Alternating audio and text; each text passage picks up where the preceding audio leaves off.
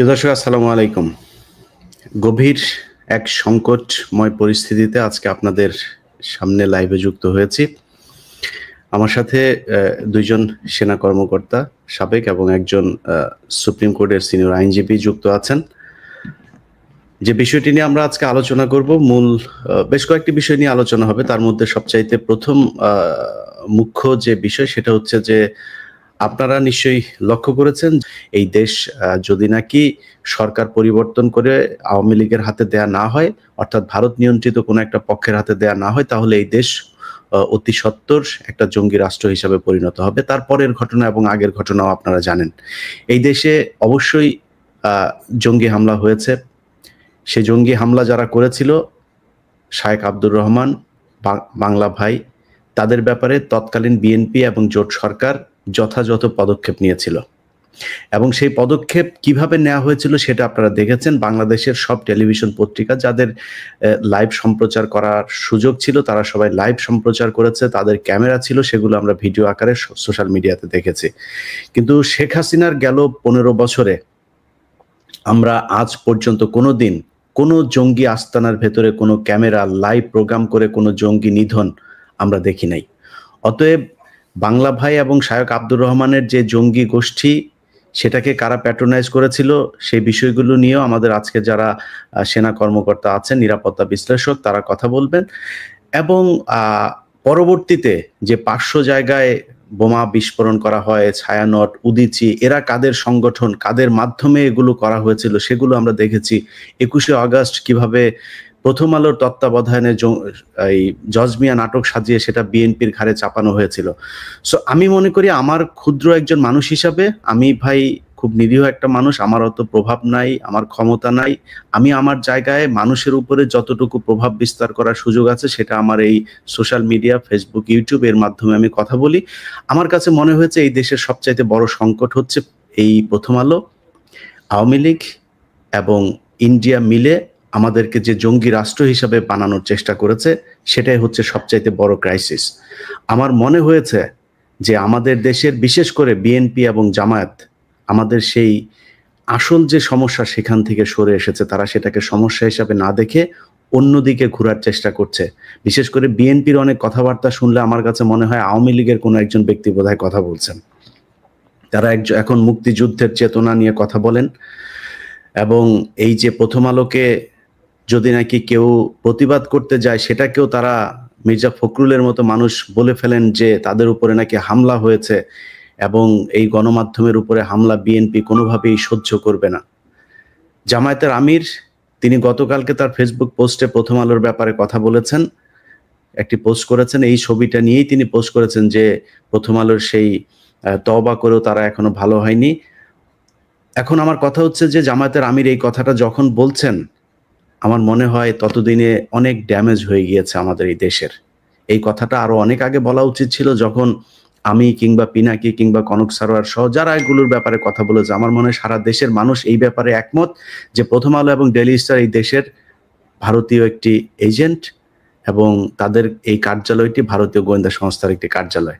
So আমরা তাদের ব্যাপারে যদি আগে থেকে তৎপর হতাম আমার মনে হয় আরো অনেক ভালো হতো। তারপরও দেরিতে হলেও জামায়াতের আমির যেটা বলেছেন তাকে ধন্যবাদ জানাই। আমি বিশ্বাস করি জামায়াত এবং বিএনপি প্রথম আলোর এবং ডেইলি স্টারের ব্যাপারে তাদের এই মতামত একই রকম রাখবেন এবং ভবিষ্যতে প্রথম আলো এবং ডেইলি স্টারের ব্যাপারে তারা সবসময় সোচ্চার থাকবেন।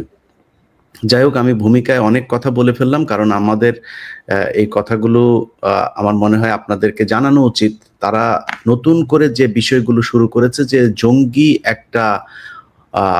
একটা আবহ বাংলাদেশের ভেতরে তৈরি করার চেষ্টা করে আবারও আলেমদের উপরে, বাংলাদেশের মুসলমানদের উপরে যে নির্যাতন, সেই নির্যাতনগুলো চালানোর জন্য একটা প্রেক্ষাপট তৈরি করার চেষ্টা চালিয়ে যাচ্ছে। আমি গতকালকে খুব অবাক হয়ে দেখলাম, বেশ কয়েকটা গণমাধ্যমে আমি দেখেছি যে সেখানে নিউজ হয়েছে ছায়ানটের সেই মামলার কোনো নাই। ছায়ানটের মামলা কারা করেছে, উদীচী কারা করেছে, নারায়ণগঞ্জ কারা করেছে, 500 জায়গার বেশি জায়গাতে বোমা কারা মেরেছে সেগুলো বাংলাদেশের মানুষ এখন জানে। 21শে আগস্ট কারা গ্রেনেড হামলা করেছে সেটাও আমরা জানি। আমি আজকে প্রথমেই আমাদের নিরাপত্তা বিশ্লেষক জনাব হাসিনুর রহমান, আপনার কাছে যাব। তার আগে আমার আজকের এই লাইভ প্রোগ্রামটা যার কারণে আসলে আমি করতে চাচ্ছি, মানে করতে প্রস্তুতি নিয়েছি, তিনি হচ্ছে আমাদের মেজর সুমন ভাই। যে কারণে সুমন ভাইকে আজকে আগে বলার সুযোগ দেই। সুমন ভাই বেশ কয়েকটা বিষয়ে, মানে হাসিনুর ভাই, আপনার কাছে আমার খুব সুনির্দিষ্ট কিছু কোশ্চেন আছে, সেটা অন্য প্রেক্ষাপট, যে কারণে আমি আপনার কাছে পরে যাচ্ছি। সুমন ভাইকে দিয়ে শুরু করি। সুমন ভাই, আপনি নিজেও একজন নিরাপত্তা বিশ্লেষক, আপনি গবেষণা করেন এগুলো নিয়ে। আপনার কাছে কি মনে হয়, মানে এই যে বাংলাদেশের কয়েকটা গণমাধ্যম তারা আবার নতুন করে বাংলাদেশকে জঙ্গি রাষ্ট্র হিসেবে উপস্থাপন করবার চেষ্টা করছে, এর পেছনে কোনো ষড়যন্ত্র দেখছেন কিনা?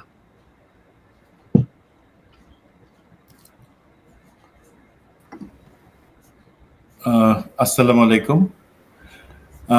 প্রথম জিনিস, আমি নিরাপত্তা বিশ্লেষক না, আমি বাংলাদেশের অন্য আর যে কোনো সাধারণ জনগণের মতোই, তবে বাংলাদেশে নিরাপত্তা এবং বাংলাদেশের ব্যাপারে অপপ্রচার যেটা চালানো হয় একটা মহল থেকে, তার ব্যাপারে আমি সবসময় সোচ্চার থাকবার চেষ্টা করি, সেটা আপনারাও আছেন। এখন ইলিয়াস ভাই, আপনি যে জিনিসগুলো বললেন, এইগুলা সবটা আমি আলোচনা করবো না, একটা পার্টি ফোকাস দিই। তার আগে একটু কিছু প্রশ্ন আমরা নিজেদের কাছে করি। প্রথম জিনিস, বাংলাদেশের এখন অবস্থাটা কি, অ্যাকচুয়ালি কি? সেই আবার নতুন করে সিরিজ বোমা হামলা হয়েছে, যেটার আশঙ্কা করা হইতেছিল। অর্থনীতি ধ্বংস হয়ে গেছে, সব জায়গায় মারামারি কাটাকাটি, আইনশৃঙ্খলার উপরে কোনো নিয়ন্ত্রণ নাই, এমন কিছু তা তো না। আমরা আলহামদুলিল্লাহ, যেই একটা শঙ্কা ছিল আমাদের মধ্যেও ছিল, তার থেকে বিপরীত একটা জায়গায় আছি। আমরা আলহামদুলিল্লাহ অনেক শান্ত এবং একটা ধীর গতিতে হলো অভিষ্ট লক্ষ্যের দিকে আগাচ্ছি। সেই ক্ষেত্রে যে মহলের ধন্যবাদ পাবার যোগ্য, আমরা তাদেরকে অবশ্যই দিব। আর একটা প্রশ্ন যেটা আমাদের এখনই ক্লিয়ার হওয়া ইম্পর্টেন্ট, আমরা বলি যে হাসিনা পালায় গেছে। হাসিনা কি সত্যি সত্যি পালাইছে? সে তো পালায় নাই। তাকে একটা সুপরিকল্পিত পরিকল্পনার অংশ হিসাবে তাকে এক জায়গা থেকে ভারতে নিয়ে যাওয়া হয়েছে, যেটাকে আমরা বলি এক্সট্রাকশন প্ল্যান। যেটা ভারতের দেয়া প্ল্যান, সেটা বাংলাদেশের তৎকালীন যারা রাষ্ট্র ব্যবস্থায় ছিল তারা সেটা এক্সিকিউট করছে। সুতরাং হাসিনা কিন্তু পালায় যায় নাই, সে তার প্ল্যানের অংশ হিসেবে এখন ভারতে আছে। নেক্সট কোশ্চেন, হাসিনা বা তার সাথে পতিতা হাসিনা বা তার সাথে লোকজন কি ফেরত আসবে এখন? না, তারা ফেরত আসবে না। তাদের যদি ফেরত আসার ইচ্ছা ছিল, বা তারা যদি মনে করতো তারা দেশ ও জনগণের জন্য রাজনীতি করে, তাহলে তারা এই হাজার হাজার লাখ লাখ কোটি টাকা, আমাদের টাকা, সেটা কোনো ব্যাংকের টাকা না, সেটা কোনো সরকারের টাকা না, সেটা আমার আপনার দেশের জনগণের টাকা, সেই টাকা মেরে দিয়ে বাইরে চলে যাইতো না। সেই টাকা তারা বছরের পর বছর বাইরে জমাইছে কিছু একটা কারণে, উদ্দেশ্যে। তো আমাদেরকে এই জিনিস রিয়েলাইজেশন গুলা আনতে হবে যে এই একটা জায়গায় যে না, হাসিনা পালায় যায় নাই, সে তার পরিকল্পনা অনুযায়ী আছে এক জায়গায়, সেই পরিকল্পনা কাজে লাগাইতেছে। তার ফেরত আসাও এখন সম্ভব না। এখন যদি সে ফেরত, বা সম্ভব না, কি সাথে তারা চায় না, তারা আইসি জীবন কাটাইতেছে আওয়ামী লীগের লোকজন। তাহলে তাদের এখনকার কাজটা কি? এই যে আপনি বললেন, শুধু প্রথম আলো, ডেইলি স্টার তা না, Bangla Tribune, ATN, Bangla ATN news, channel I এবং এই ধরনের মিডিয়া, দেন আমাদের জনপ্রশাসনের একটা বড় অংশ, যাদেরকে তারা বসায় রাখছিল যাওয়ার আগে, আমাদের যেটা আমরা বলি মিলিটারি লিডারশিপ, যারা বলে তারা আন্দোলনে ছাত্র জনতার পাশে এসে দাঁড়াচ্ছিল শেষ মুহূর্তে হলো এবং হাসিনাকে চলে যেতে বাধ্য করছে, তাদের একটা ছোট অংশ হলো সেটা হাসিনারই বসানো, এবং এখনো তারা সেই জায়গায় বসে আছে। আমাদের পুলিশ প্রশাসন, আমাদের বিচার বিভাগ, সবাই কিন্তু যেই লোককে হাসিনা এবং আওয়ামী লীগের সরকার সেখানে বসায় রাখছিল একটা উদ্দেশ্যের জন্য, সেটা কাজে লাগাইতেছে। তো এখন যখন তারা দেখতেছে যে আলহামদুলিল্লাহ আমরা দ্বিপাক্ষিক এবং আন্তর্জাতিক বা অন্যান্য কূটনৈতিক জায়গাগুলোতে যে সমস্যা হইতে পারতো বা দেশের অভ্যন্তরীণ আইন শৃঙ্খলার ক্ষেত্রে, অর্থনীতির ক্ষেত্রে যে সমস্যা হইতে পারতো, সেগুলা আমরা ট্যাকেল করতেছি, আমাদের মাথা উঁচু রেখে আমরা ট্যাকেল করতেছি সেগুলা। তখন এদের মাথাটা গেছে খারাপ হয়ে। সেই মুহূর্তে তারা এখন তাদের একটা বড় অস্ত্র, যেটা সবসময় স্ক্রিপ্টটা লিখে দেয় ভারত, ভারতীয় লিখে দেয় যে তোমাদের টিকটিকায় রাখার জন্য আওয়ামী লীগ এবং তার সাথে লোক যে টিকায় রাখবার জন্য প্রেসক্রিপশনটা হইলো, যার মধ্যে প্রথম ওষুধ দেশকে জঙ্গিবাদের একটা আস্তানা হিসেবে প্রমাণ করা। এই জঙ্গিবাদের জায়গাটাতে তারা কিন্তু ন্যারেটিভটা শুধুমাত্র একদিক থেকে আসতেছে না, এটা একটা কনসার্টেড বা সমন্বিত কাজ তারা করতেছে। দেখেন আপনি আমাদের মিডিয়াগুলোর কথায় আসি, প্রথম আলো এবং ডেইলি স্টারে আপনি যে কার্টুন এবং তাদের বিভিন্ন গত 7 মাসে তাদের যেই বিভিন্ন ধর্মের উপর অনুভূতির উপর আঘাত এনে যে আক্রমণাত্মক জিনিসগুলা, সেটার বাদে তারা এখন অন্যান্য যে মিডিয়াগুলা তাদের সাথে যেটা শুরু করছে যে দেশে আমাদের জঙ্গিবাদের ভয়টা এখন ভয়াবহ। তারা কিছুদিন আগে বাংলা ট্রিবিউন একটা আর্টিকেল দিল, তাদের এক সাংবাদিক লাবু, সে লিখলো যে আমাদের এইখানে যেই মিছিল হচ্ছে বা অন্যান্য জিনিসগুলো হচ্ছে পতাকা হাতে, সেটা জঙ্গিবাদের একটা বড় ভয়ানক আলামত আবার দেখা যাচ্ছে। অবশ্যই দাড়ি টুপি নিয়ে ট্যাগ করা, সাধারণ মুসলিমকে জঙ্গি বানানো, সেটা অবশ্যই আমি প্রতিবাদ করি।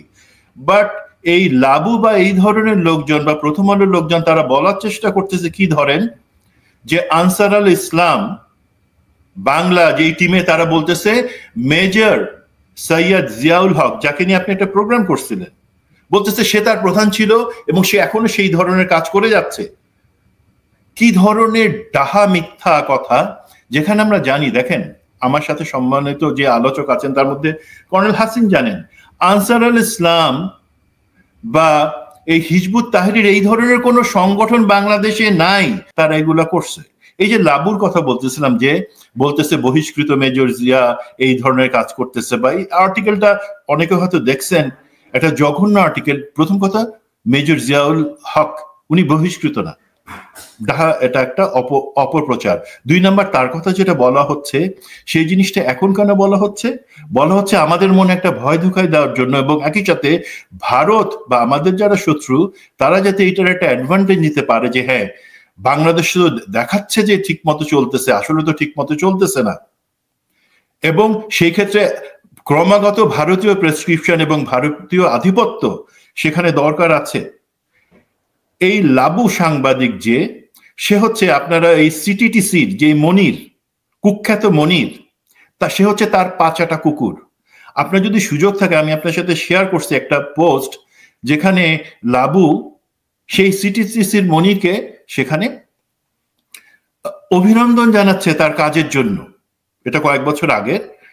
তো এই ধরনের লোকজন, হ্যাঁ এক্স্যাক্টলি এরা সেখানে, এরা এদের পাচাটা কুকুর। এবং আমরা সবাই এখানে জানি, যারা দর্শক আছেন, এবং আমরা জানি এই সিটিটিসির মনির কিভাবে তারা জঙ্গি নাটক সাজায়, বাংলাদেশের নিরীহ যারা ধর্মীয় অনুভূতি বা ধর্মীয় প্র্যাকটিস করেন তাদের উপরে অত্যাচার চালাইছে, তাদেরকে জেলে রাখছে, আয়না ঘরে নিচে মেরে ফেলছে।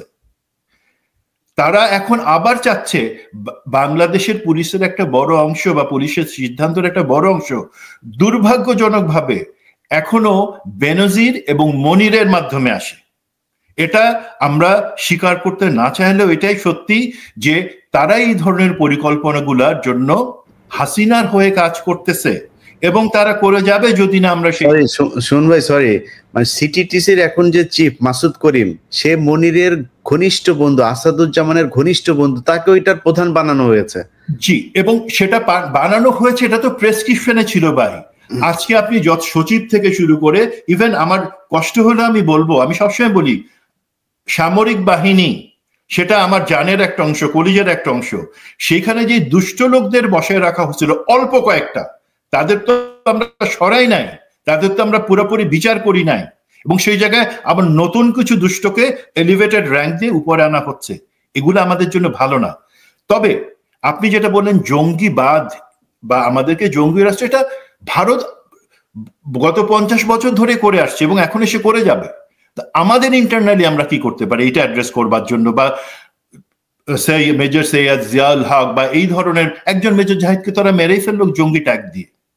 এই ধরনের জিনিসগুলো যাতে না করা হয়, প্রথম 2-4 জিনিস বলেন তো আপনারা। হাসিন স্যার আপনি বলতে পারবেন আমরা কি আজকে পর্যন্ত যত ক্রস ফায়ার হয়েছে হাসিনার আমলে সেই 15 বছরে সেগুলোর জন্য কোনো কমিশন করছি বা আলাদা করে লিস্ট করে সেগুলো বিচারের আওতায় আনার চিন্তা করছি?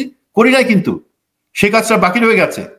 দেন এই যে মুনির, কুকুর মনির বা আমরা যেটা বলি সবসময় জারজের জারজ, সেই মনির যত জঙ্গি নাটক সাজাইলো এই খুনি জিয়াউল আহসানের সাথে মিলে, সেই জঙ্গি নাটকগুলো একটা লিস্ট করে আমরা কি সেগুলো একটা কমিশনের মাধ্যমে তদন্ত করতে পারি না? যখনই আমরা এই জায়গাটাতে আসব তখন কিন্তু আপনি দেখবেন এই যে ইলিয়াস বললেন যে সিটির বর্তমান যে চিফ সে হচ্ছে একই, তার লেজটাও একই জায়গায় বাঁধা, তখন কিন্তু আমরা তাদেরকে ধরে টানতে পারবো। তারা সবাই চলে আসবে, সেটা বেসামরিক প্রশাসন, পুলিশ অথবা দরকার হলে সেনাবাহিনী যদি কেউ জড়িত থাকে তাদেরকে অবশ্যই সেখানে আনতে হবে। 2টা নতুন কমিশন, যেটা দাবি আগে থেকে ছিল হয় নাই। একটা হচ্ছে যত ক্রস ফায়ার হয়েছে সেটার জন্য একটা কমিশন। 2 নম্বর হচ্ছে যত ধরনের জঙ্গি নাটক সাজায় এই সিটিটিসি বা অন্যান্য গোয়েন্দা বাহিনীর মাধ্যমে হয়েছে সেগুলার তদন্তর পরে তারপরে বিচার হবে, সেটার জন্য আমরা অপেক্ষা করতে রাজি আছি, কিন্তু তদন্তটা এখন করতে হবে। এই জায়গাটাতে ইমিডিয়েট আমাদেরকে হাত না দিলে যেটা দেখা যাচ্ছে বা যেই অশনি সংকট আমরা দেখতে পাচ্ছি সেটা হচ্ছে এই ধরনের মিডিয়া, প্রথম আলো, ডেইলি স্টার, বাংলা ট্রিবিউন, এরা মিলে কিন্তু এই ধরনের অপপ্রচারগুলো করে যাবে। আমরা প্রতিবাদ করলে হয়তো তার একটা রিজয়েন্ডার দিবে, কিন্তু এই যে রিজয়েন্ডার এবং তার মাঝখানে তারা যে অপপ্রচার করে যাচ্ছে সেটাতে কিন্তু আমাদের মধ্যে আস্থার সংকট তৈরি হবে। বহির্বিশ্ব বাংলাদেশকে কিন্তু সেই খবরটার উপর দিয়েই চিনবে, তারা রিজয়েন্ডারের দিকে তাকায় থাকবে না। এবং তারা এটা তাদের একটা টেকনিক, আপনি দেখবেন প্রথম আলো, এটিএন, চ্যানেল আই, তার এই ধরনের এক একটা মিথ্যা বা গুজব বা পরিকল্পিত মিথ্যা কথা আমাদের মধ্যে ঢুকায় দেয়, 2 দিন পরে রিজয়েন্ডার দেয়। এটা তারা করে যাবে, তাদেরকে থামানোর এখনই সময়। এবং আমি মনে করি বর্তমান যেই সরকার আছেন, প্রফেসর ইউনূসের যে সরকার আছেন, তাদের জন্য এটা খুবই একটা সহজসাধ্য একটা জিনিস যে তারা এই জায়গাগুলোতে এখন নজর দিবেন, এবং সেটা অবশ্যই জরুরি আমাদের জন্য। আমি বাকি কিছু পয়েন্ট আছে বাট সেই জায়গাতে একটু পরে আসবো। বাট আমি অবশ্যই শঙ্কিত যে আবার নতুন করে যেটা খুনি হাসিনার সরকার, পতিত হাসিনার সরকার, মেজর জিয়াউল হক বা এই ধরনের দেশপ্রেমিক অফিসারদেরকে কলঙ্কিত করবার জন্য তাদেরকে জঙ্গি ট্যাগ ধরে ওর কোনখান থেকে উড়ে আসে একটা জঙ্গি সংগঠন বানায়, তার নেতা বানাইছিল, শুধুমাত্র তাদেরকে হার্ম করা না, বহির্বিশ্বকে বলা আমাদেরকে টিকায় রাখো, ভারত আমাদের বন্ধু থাকবে কারণ আমরা জঙ্গির সাথে লড়তেছি। সেই জায়গা থেকে বের হয়ে আসবার জন্যই আমাদেরকে ইমিডিয়েট ফোকাস করতে হবে। ধন্যবাদ। জি, আমার মনে হয় আরিফুল ভাইয়ের নেটওয়ার্কে বোধহয় সমস্যা হচ্ছিল, আমরা কানেক্ট করতে পেরেছি বোধহয়। তার আগে আমি একটু হাসিনুর রহমান আপনার কাছে যাই। স্যার, যে কথাগুলো মেজর সুমন আহমেদ বললেন, অনেকগুলো কথা, তিনি সেনাবাহিনীর সাবেক একজন কর্মকর্তা হলেও অভিযোগের তীর সেই সেনাবাহিনীর দিকে। আমি নিজে যেহেতু আমি বিচার করতে বসি নাই, তারপরও আমি আমার সাংবাদিক হিসাবে আমার তথ্যের জায়গা থেকে বলছি, এই দেশে অভিজিৎ, রাজীব, এই 2 জনের ব্যাপারে আমি সরাসরি জানি এদেরকে একটি গোয়েন্দা সংস্থা খুন করেছে বা করিয়েছে। সেই দায় চাপানো হয়েছে এই দেশের মুসলমানদের উপরে। আমি আলেম বলবো না, মুসলমানদের উপরে, কারণ টার্গেটটা আসলে মুসলমান। সমস্যাটা সারা দুনিয়ায়, সমস্যাটা আসলে মুসলমান আলটিমেটলি যায় সেই জায়গাতেই। তো এই ঘটনাগুলো ঘটিয়ে তাদের উপরেই করা হলো। এটা তো গোয়েন্দা সংস্থা দেশের বিরুদ্ধে করেছে।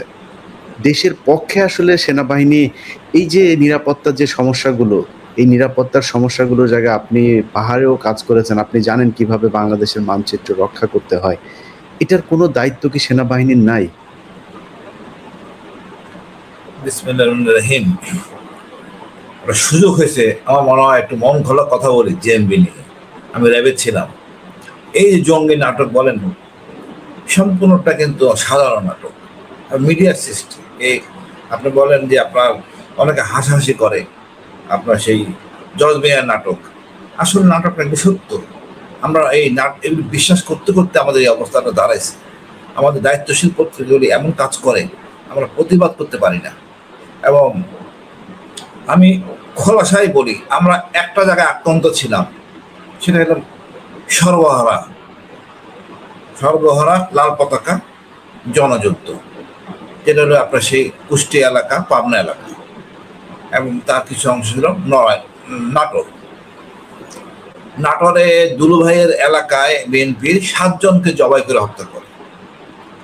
বিএনপি চিন্তা করে এখান থেকে ওভারকাম করার কোনো স্কোপ নাই। তখন স্থানীয়ভাবে এই হুজুরদের, শায়েখ আব্দুর রহমানদেরকে প্যাট্রোনাইজ করে বিএনপি, যে তারা রাতে ডিউটি করবে, দিনে বেলা ঘুমাবে, এবং তারা সত্যিকারই সাফল্য আনে শুধুমাত্র লাঠি দিয়ে।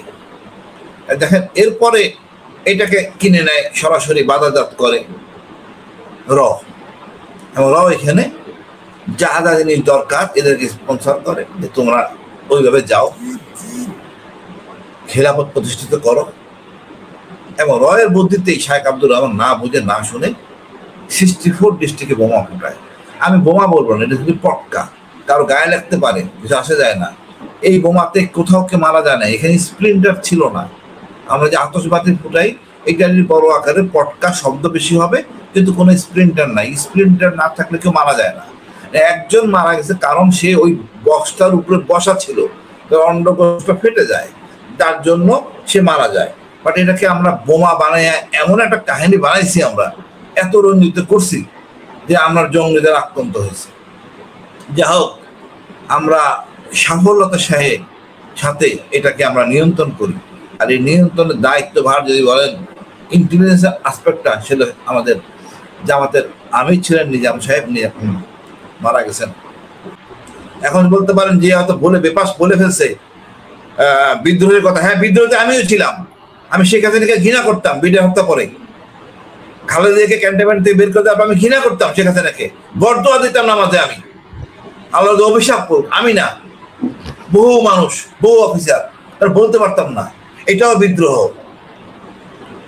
তো জিয়া কোনো কাজ করে নাই যে তাকে এইসব কাজের পিছনে হলো মামুন খালেদ, এইটা নাম মনে রাখবেন, যেন মামুন খালেদ একটা অসভ্য অফিসার, অনৈতিক অফিসার। মোল্লা ফজলে আকবর অনৈতিক অফিসার। আর আমাদের সেনা কর্মকর্তা আর 2 জন আছেন। আমার বিশ্বাস, আমার যে মামলা 2টা আইসিটিতে করছি, 2টার মাধ্যমে আসল রত্নগুলি বেরিয়ে আসবে। বিডিআর হত্যায় আমাদের অনুশোচনা হয় নাই। কতটা নির্মম হইতে পারি আমরা। ইলিয়াস ভাই, তানভীর ভাবির কথা জানেন, তানভীর হারায় গেছে, মারা গেছে। এখন ভাবিকে যদি বলা হয় আরেকজনের লাশ স্বামী হিসেবে গ্রহণ করতে, কতটা নিচে নামতে পারি আমরা, কতটা নিচে নামতে পারি। সে স্বামী হারা, আরেকটা লাশকে বলতেছে রিসিভ করতে স্বামী হিসাবে। এইটা আমার সেনাবাহিনী, ওই জেনারেলদের ফাঁসি দেওয়া উচিত। আমি ওদেরকে কুকুরের বাচ্চা বলবো, ওই সব জেনারেল যারা এগুলি বলছে করতে। মানুষের বাচ্চা না, ওরা যারা সন্তানের বাচ্চা সেনাবাহিনী। আমার বলতে খারাপ লাগতেছে, ওই ব্যারিস্টার ফুয়াদ বলছে অনেকে মনের কষ্ট পাইছে, আমার কষ্ট লাগে। একটা ভাবি স্বামী হারা আরেকটা লোককে লাশকে বলতেছেন স্বামী হিসেবে গ্রহণ করতে। আপনাকে মানুষ, আমরা তো জীবন দেওয়ার জন্য সেনাবাহিনীতে ঢুকছি, দেশের জন্য জীবন দিব, এই জন্য না। ওই সকল সেনাপ্রধানদের বিচার হওয়া উচিত। তা বর্তমান সেনাপ্রধান, তার সহকর্মীরা আমি মনে করি অনেক গুণগত মান ভালো, তবে এখন দৃশ্যমান হচ্ছে তারাও বুঝতে পারতেছে এই অপরাধীকে রেখে বদনাম হবে সেনাবাহিনীকে কলঙ্ক মুক্ত হইতে হবে। ডিজিডিজিএফআই যারা আশেপাশে আছেন, আমি জানি তারাই সবাই কাজ করতেছেন, তারাও বুঝতে পারতেছেন এটা আমাদের অপরাধ হয়েছে। এই বুঝাটাও একটা সংশোধন, এই বুঝটাই তাদের মধ্যে ছিল না। এখন আমি বলি, অনেক বিষয় আসবে জঙ্গি নিয়ে। জঙ্গি হওয়ার কোনো স্কোপ নাই বাংলাদেশে। হিজবুত তাহরির যারা আছে তারা জঙ্গি না, শিক্ষিত শ্রেণী, সম্পূর্ণ শিক্ষিত। বলতে পারবেন না কেউ হিজবুত তাহরির কোনো সদস্য বোমা মারছে বা কাউকে মারধর করছে, অসম্ভব। তাদের সিলেবাসের মধ্যে নাই। তাদের সমস্যা আমি খুঁজে দেখছি, তারা একটা বিদেশি জর্ডানের শায়েককে আমির মানে, যে শায়েক আসবেন, উনি দেশ শাসন করবেন, আমি বললাম একটা স্বাধীন দেশ কখনো পরাধীন হয় না। তাদের সাথে আমার কথা হয়েছে বিস্তারিত, পারিবারিকভাবে সম্পর্কিত ছিল ভদ্রলোকের সাথে, এটার বাস্তবতা। আর যেগুলো দেখতেছেন হরকতুল জিহাদ, এটা তো আমাদের দেশের গর্বের ছিল। যখন তারা রাশিয়ার বিরুদ্ধে যুদ্ধ করছে তখন ছিল গর্বের, যখন তারা আমেরিকার বিরুদ্ধে যুদ্ধ করা শুরু করলো তখন হয়ে গেল তারা জঙ্গি। এখন আমার দেশে বহু পুরো পাকিস্তান আমলো যদি যাত্রা হইতো, হুজুরা পছন্দ করতো না, দুটা পটকা মারতো, গালাগালি করতো, দুইটা মূর্তি ভাঙতো। এইটা লোকের ট্রেডিশনাল। যত জ্ঞানী হবে, শিক্ষিত হবে, দেখবেন নতুন সংস্কার হবে। আগে মানুষ যতটা নামাজ না পড়তো, যতটা মেয়েরা বোরখা না পড়তো, হিজাব না পড়তো, এখন কিন্তু প্রচুর পরিমাণ বেড়ে গেছে। বিকজ বাংলা কনসেপ্ট পড়তেছে, বুঝতেছে যে এটা দরকার, আসলে দরকার। আর আমি মনে করি এই দেশে জঙ্গি হওয়ার স্কোপ নাই। একটা মজার জিনিস ঘটছে, আপনারা অ্যালাউ করছেন কিনা, যে আমাদের মার্চ ফর গাজা যে অনুষ্ঠানটা হলো শহীদ মিনারে, এটা বিশেষ আলোড়ন। সব ধর্মীয় নেতারা, সকল লোক এক জায়গায় আমরা চলে আসছি, প্রায় 10 লাখ লোক। আর নেতৃত্বে ছিলেন মাহমুদ রহমান ভাই। সুতরাং ইচ্ছা করলে জঙ্গি নাটক করার কোনো অবকাশ নাই। প্রতিটা মানুষ, প্রতিটা এলাকার জনগণ জানে ভারত আমাদের শত্রু। সুতরাং হাসিনা বা আওয়ামী যত লাভজাব দিক, স্বল্প সময়ের জন্য হয়তো কিছু করতে পারে, আমার মনে তাও সম্ভব হবে না। তবে আমি মনে করি আমরা এখন সবাই সচেতন, সবাই ভোকাল, অন্তত বলতে তো পারতেছি। এবং আমি অনুরোধ করবো ইলিয়াস ভাই, অন্তত মাসে একবার অনুষ্ঠান করবেন, আমরা দেশের সার্বিক পরিস্থিতি নিয়ে বলতে পারবো। আপনার লোকজন ফলোয়ার আছে, সবাই জানবে, আমাদের উচিত জানানো। একটা মেয়ে ঘটিত ঘটনা ঘটে, এটাকে আবার সেই মেঘনা, এখানে তো কিছু করার নাই। মেঘনা একটা অনৈতিক নারী, অনৈতিক কর্মকাণ্ড করছেন একটা রাষ্ট্রীয় কূটনীতির সাথে। এই কূটনীতি তো অসভ্য জাতি, কোনো বলার নাই। তারপরও আমি বলবো, যেহেতু কূটনীতিক সম্মানী কর্তৃক সম্মানী দেশের, সে উনি আশ্রয় চাইছেন পররাষ্ট্র মন্ত্রণালয়, তাকে কিভাবে আশ্রয় দিবে? তাকে তো ওইভাবে দিতে হবে, আইনের একটু সুবিধা নিয়ে বা আইনের একটু অন্ধকার ধারার সাহায্য নিয়ে উপকার করতে হবে। মেয়েটাকে এমন কায়দা করছে, ভদ্রলোক বেকায়দা পড়ে গেছেন। ভদ্রলোক বলতে হচ্ছে যে তোর আমাদের রাষ্ট্রদূত, সম্মানিত দেশের রাষ্ট্রদূত। তারপরও আমরা পিতামাতা হিসাবে গার্জিয়ানদের উচিত নিজের ছেলে মেয়েদের নিয়ন্ত্রণ করা। একটা অনৈতিক হওয়ার কোনো অবকাশ নাই। ভদ্রলোকের বাড়ি নাকি বেলি রোডে,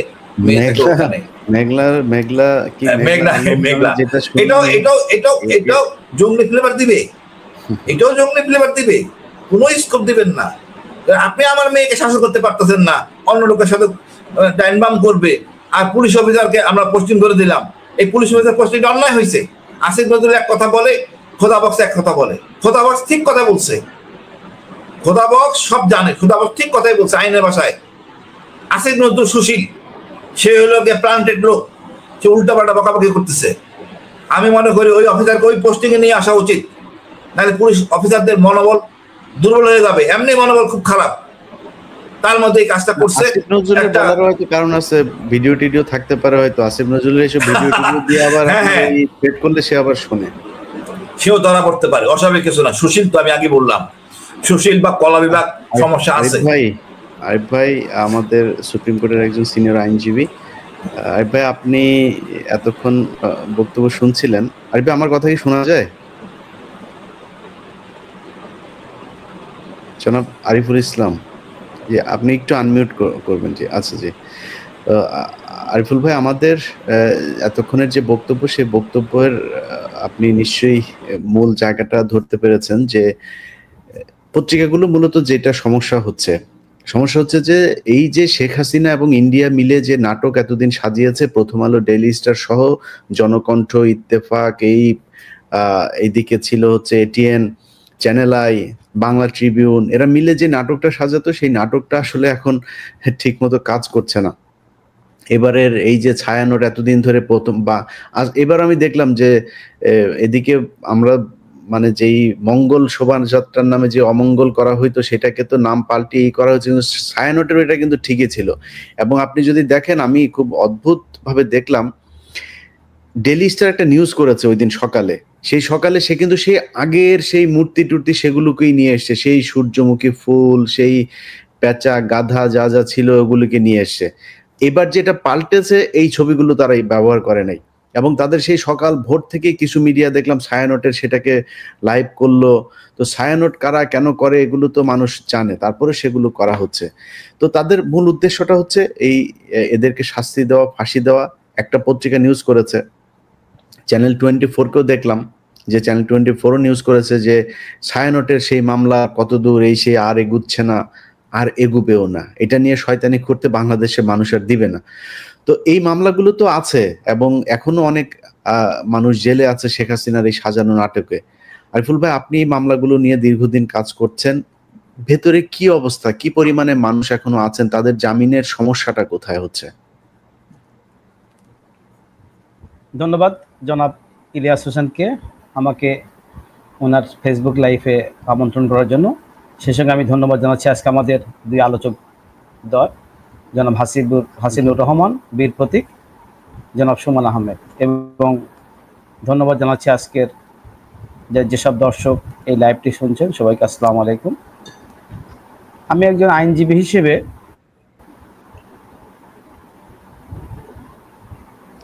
দীর্ঘদিন যাবৎ এই মামলাগুলো পরিচালনা করে আসছি, এবং আমার কাছে যেটা মনে হয়েছে, আমি বাংলাদেশে প্রথমে 2005 সালে 17 আগস্ট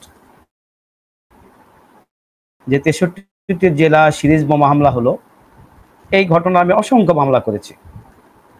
যে মামলায় পরবর্তীতে শেখ আব্দুর রহমান এবং সিদ্দিকুর রহমান ওরফে বাংলা ভাই ফাঁসি এক্সিকিউট হয়ে গেছে, এবং বেশ কয়েকজনের ফাঁসি এক্সিকিউট হয়ে গেছে প্রায় 2007 সালের দিকে। এই ঘটনা যে আসামিগুলো আমি জামিন করেছি, পরবর্তী এখনো জামিন করছি, স্টিল নাও প্রায় এখন ঘটনা প্রায় 20 বছর হয়ে গেছে, এখনো অনেকে জেলে আছে। অনেক আছি যেসব আমি সাজা হয়ে গেছে, যাবজ্জীবন সাজা, তাদেরও জামিন করছে এখনো। এই মামলার যে সকল আসামি মুক্তি পেয়ে আমার চেম্বারে এসেছে, আমি তাদের সঙ্গে কথা বলেছি, তারা সেই ঘটনার জন্য রিপেন্টেড। তাদের বক্তব্য হচ্ছে যে ওই ঘটনা আসলে একটা রাজনৈতিক ভুল ছিল, তারা বুঝতে পারে এটা আসলে একটা কোনো একটা রাষ্ট্রের গোয়েন্দা সংস্থা দ্বারা তারা প্রতারিত হয়েছে, এবং তারা সবাই এখন প্রতিজ্ঞাবদ্ধ যে তারা স্বাভাবিক জীবনযাপন করে। মূলত বাংলাদেশের গত ফ্যাসিস্ট আমলের যে ঘটনা, তার সূত্রপাতের কারণটা হচ্ছে 1913 সালে 5ই মে শাপলা চত্বরে যখন একটা ইসলামিক রেনেসা বলা চলে, ইসলামিক রেনেসা যখন পরিলক্ষিত করলো, বুঝতে পারলো যে আমাদের ক্ষমতার একমাত্র চ্যালেঞ্জ এই ইসলামী জনশক্তি, যারা এই দেশে ধর্মপ্রাণ মুসলমান আছে, তারা আমাদের ক্ষমতার জন্য একমাত্র চ্যালেঞ্জ। বিএনপিকে তারা কখনো চ্যালেঞ্জ মনে করে নাই। সেই দৃষ্টিকোণ থেকে 2013 সালের 5ই মের পর থেকে তারা একটা নতুন স্ট্র্যাটেজি তৈরি করলো। স্ট্র্যাটেজিটা কি? যে এই দেশে যেই আমাদের বিপক্ষে কথা বলবে তাদেরকে আমরা জঙ্গি মামলা দিয়ে দেব। আসলে আমাদের আইনে কিন্তু জঙ্গি বলে কোনো শব্দ নেই। বাংলাদেশে যে প্রচলিত আইনগুলো আছে সেখানে এই গত ফ্যাসিস্ট সরকার 2009 সালে সরকার গঠন করার পরে সন্ত্রাস বিরোধী আইন 2009 নামে একটা আইন প্রণয়ন করলো। সেই আইনে বলা হয়েছিল যে রাষ্ট্রের স্বার্থে কথাবার্তা হবে, তাদের এই আইনে মামলা দেওয়া হবে। কিন্তু আমরা আসলে যেটা দেখতে পেয়েছি যে 2013 পরে, বিশেষ করে 5ই মের পরে, সরকার বিভিন্ন লোককে কোনো কারণ ছাড়াই, এটা হচ্ছে যে একটা প্যানিক সৃষ্টি করা, যে একজনকে ধরে নিয়ে আসলো, নিয়ে এসে তাকে সন্ত্রাসবিরোধী আইনে মামলা দেওয়া হলো। এবং আমাদের বিচার বিভাগ, খুব দুঃখের সঙ্গে বলতে হয় যে বিচার বিভাগের জন্য রুল অফ ল এস্টাবলিশ করার জন্য এদেশের 1971 সালে লক্ষ লক্ষ মানুষ জীবন দিয়েছে, অনেক মা বোন ইজ্জত দিয়েছে, কিন্তু বিগত 53 বছর, এখন তো 54 বছর চলছে, এতদিনে বাংলাদেশের রুল অফ ল প্রতিষ্ঠা পায় নাই। বিগত সরকার যে কোনো কারণে দেখা গেল একজনকে নিয়ে এসে জঙ্গি মামলা দিয়েছে। ইলিয়াস ভাই খুব ভালো করে জানে, যেমন এই যে খালেদ সাইফুল্লাহ নামে একটা বাচ্চা ছেলে, তার বয়স হলো 16 বছর, তার বিরুদ্ধে অভিযোগ, একটা মামলা হলো রিপন চক্রবর্তী নামে এক প্রভাষক, গোপালগঞ্জে, ওনাকে কারা যেন স্টেপ করলো, সেই মামলা 6 জনের নামে এজাহার হলো। ওই মামলার যে প্রধান আসামি তাকে ক্রস ফায়ারে মেরে ফেলে দেওয়া হলো, ঘটনা 2 দিন পরে। এরপরে যে খালিদ সাইফুল্লাহ নামে যে বাচ্চা ছেলে আছে তাকে নিয়ে এসে জোর করে একটা কনফেশন করা হলো। 2017 সালে তাকে অ্যারেস্ট করে জোর করে কনফেশন করলো। এই মামলাটা পরবর্তীতে আমরা এই যে বেশ কিছুদিন আগে, আজ থেকে 1 মাস আগে হবে, অনারেবল হাইকোর্ট ডিভিশন তাকে জামিন দিল, আমরা জামিন করালাম। জামিন করার পরে চেম্বার জাজ যথারীতি 2023 সালের ঘটনা হবে। ওই সময় চেম্বার জাজ ছিল তৎকালীন বিচারপতি এম এনায়েতুর রহিম, উনি মামলাটা স্টে দিয়ে দিল। দেওয়ার পরে পরবর্তীতে আমাদের ফুল কোর্টে যে প্রসিডিউর গেল আছে, ফুল কোর্টে মামলাটা বলে যে না, হাইকোর্টে জামিনটা দিয়েছে, জামিনটা বহাল রাখা হোক। দেন খুব দুঃখের সঙ্গে বলতে হয় যে মামলা আমাদের অ্যাপেক্স কোর্ট, অ্যাপিলেট ডিভিশন পর্যন্ত জামিন বহাল রাখলো, সেই মামলা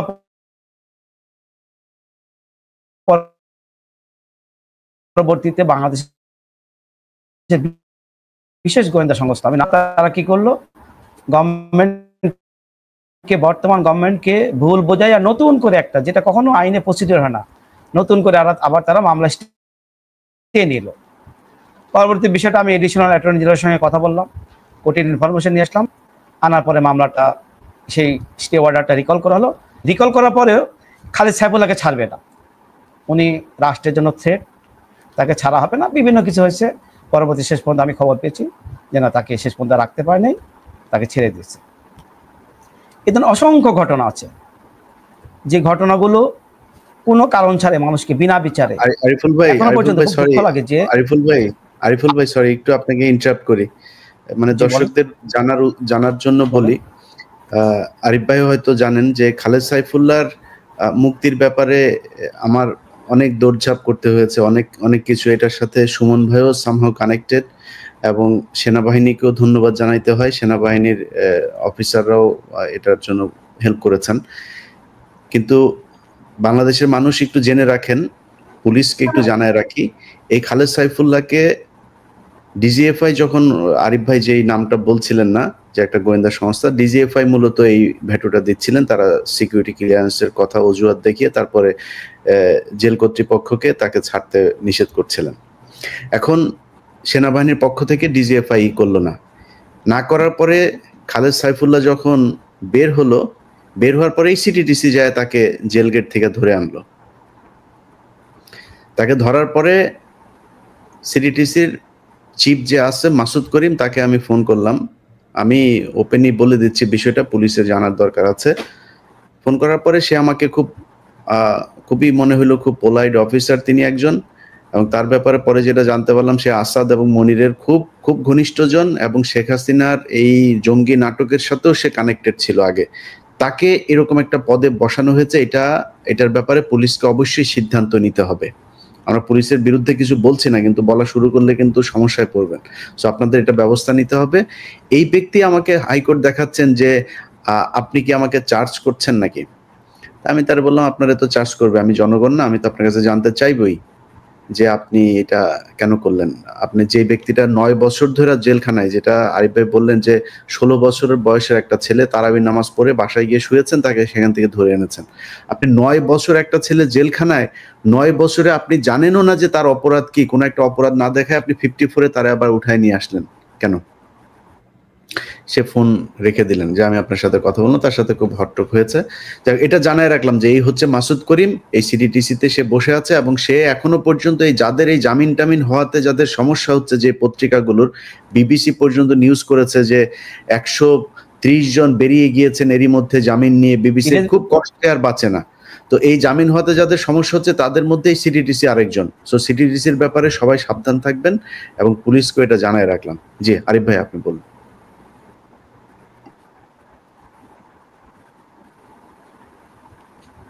ধন্যবাদ। আমি বিষয়টা জানি ইলিয়াস ভাই, আপনি যে খালেদ সাইফুল্লাহ বিষয়ে অনেকগুলো পোস্ট দিয়েছেন, অনেক প্রেশারাইজ করেছেন, শেষ পর্যন্ত মুক্তি হয়েছে, বিষয়গুলো আমি আসলে সবই জানি। কিন্তু আসলে এত ঘটনা আমাদের সামনে আসে, বলেন কোনটা রেখে কোনটা বলবো। প্রতিটা মামলা আমাদের দেশের, বিশেষ করে যারা ধর্মপ্রাণ মুসলমান আছে, এদেশের আসলে আমার মনে হয় যে তারা দ্বিতীয় শ্রেণীর নাগরিক। কেন আমি বলি, বাংলাদেশে যত ধরনের, আমি তো ক্রিমিনাল প্র্যাকটিসটা বেশি করি, আমার সিনিয়র ছিলেন জাস্টিস আব্দুল মালিক সাহেব, অনেক বড়, উনি ওনার জুনিয়র চিফ জাস্টিস ছিলেন, ওনার অনেক জুনিয়র ছিল, যারা অ্যাপিলেট ডিভিশনে জাস্টিস ছিল, হাইকোর্টে বিভাগের বিচারপতি ছিলেন, রিটায়ার্ড গেছে অনেকে। ইমান আলী সাহেব ছিল ওনার জুনিয়র। এখন ওনার সর্বশেষ জুনিয়র হচ্ছে আমি, আর আমার ইমিডিয়েট যে সিনিয়র ছিল উনি হচ্ছে সাধারণ সাহেব। সাধারণ সাহেবকে তো আমরা জানেন, উনি যে বিখ্যাত ক্রিমিনাল যে মামলাগুলো আছে সবই উনি মামলা করছেন। ফায়ার ক্রাইম ট্রাইব্যুনালের সেই বিগত ফ্যাসিস্ট সরকারের আমলে যেগুলো হয়েছে সব মামলাগুলো প্রায় সাধারণ সাহেব করেছে, এসএম সাধারণ সাহেব। আমি হলাম জাস্টিস মালিক সাহেবের সর্বশেষ জুনিয়র। আসলে যেটা দুঃখের সঙ্গে বলতে হয়, যে যেটা বলছিলাম যে এই দেশের ধর্মপ্রাণ মুসলমান হচ্ছে দ্বিতীয় শ্রেণীর নাগরিক। কেন আমি বলি, আপনি মার্ডার করলেন, 10টা মার্ডার করলেন, আপনি রেপ করে মেরে ফেলে দিলেন, সমস্যা নেই, আপনি জেলে গেলেন, আপনার জামিন হলো, জামিনের অর্ডারটা জেল কেটে গেলে আপনাকে ছেড়ে দেবে, কোনো কোয়ারি হবে না। কিন্তু আপনি যদি সন্ত্রাস বিরোধী আইনের কোনো মামলায় আপনাকে অ্যারেস্ট করা হয়, সেই মামলা আপনার বিরুদ্ধে কোনো অভিযোগ নাই, আপনাকে ছাড়া হবে না। কেন ছাড়া হবে না? আপনার বিরুদ্ধে বিভিন্ন গোয়েন্দা সংস্থার এনওসি লাগবে, দিনের পর দিন, মাসের পর মাস আপনাকে আটকে রাখা হবে কোনো কারণ ছাড়াই। আমি নিজে অনেকবার জেল কর্তৃপক্ষের সঙ্গে টেলিফোনে কথা বলছি, তারা আসলে আমাকে কোনো স্যাটিসফাই করতে পারে না। আমি তাদেরকে বলছি যে আপনারা এটা কি কোন আইনে রাখছেন এই, আর এই বিষয়গুলো নিয়ে যে আমরা প্রতিকার চাইবো কোর্টে, আসলে অনেকেই মনে হয় আপনারা হয়তোবা, আমরা জানি না আপনারা কিভাবে ভাবেন, কিন্তু 5ই আগস্টের পরে শেখ হাসিনা পালানোর পরেও এদেশে রুল অফ ল এস্টাবলিশড হয় নাই। এদেশের বিচার বিভাগ আগে যতটুকু ছিল একটু হয়তোবা লিবারাল হয়েছে সামান্য কিছু, কিন্তু এখনো রুল অফ ল এস্টাবলিশড আমাদের দেশে হয় নাই। বিচার বিভাগ এখনো স্বাধীনভাবে যেভাবে যে ন্যায় নীতির ভিত্তিতে কাজ করা দরকার সেভাবে কাজ করছে বলে আমি বিশ্বাস করি না। পুলিশ প্রশাসনের কথা আপনারা আমার চেয়ে অনেক ভালো জানবেন, সেটা বললামই না। এই 2024-এর 5ই আগস্টের পরে যে মামলাগুলো জামিন হয়েছে, এই মামলাগুলো জামিন অনেক আগেই দেওয়া উচিত ছিল। যেমন জসিমউদ্দিন রহমান সাহেবের জামিনটা আমি করিয়েছি।